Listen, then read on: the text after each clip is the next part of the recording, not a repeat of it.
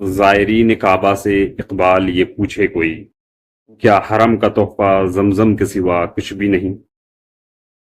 یہ علامہ اقبال کا ایک شعر ہے جو ان کی شاعری کے مجموعہ بانگ درا سے لیا گیا ہے، اور اس میں جو لفظ آیا ہے زائرین، یہ زائرین جو ہے زائر کی جمع ہے۔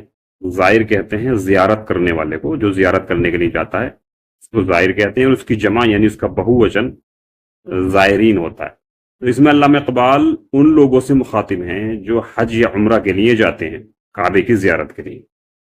تو ان سے وہ یہ کہہ رہے ہیں کہ چونکہ جو لوگ وہاں سے پھر لوٹ کر آتے ہیں، ان کے کردار میں، ان کے کیریکٹر میں کوئی بدلاؤ نہیں آتا، جیسے وہ پہلے تھے آج بعد میں بھی، وہ حج عمرہ کرنے کے بعد میں بھی وہ ویسے کے ویسے ہی رہتے ہیں۔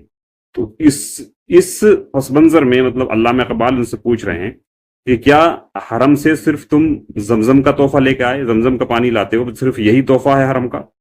نہیں، حقیقت میں تو حرم کا تحفہ یہ ہونا چاہیے کہ تم حرم گئے حج یا عمرہ کے لیے، تو وہاں سے جب آپ لوٹ کے آئے تو آپ کا کیریکٹر، آپ کا کردار، آپ کا چال چلن، آپ کا طریقہ کار سب چینج ہو جانا چاہیے تھا۔ جو پچھلی زندگی اگر آپ کی غلط طریقے سے گزر رہی تھی تو اب وہ ایسی نہیں ہونی چاہیے۔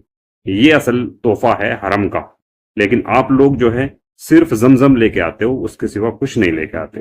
اس چیز کو انہوں نے اپنی شاعری میں بیان کیا کہ زائرین کعبہ سے اقبال یہ پوچھے کوئی، کیا حرم کا تحفہ زمزم کے سوا کچھ بھی نہیں۔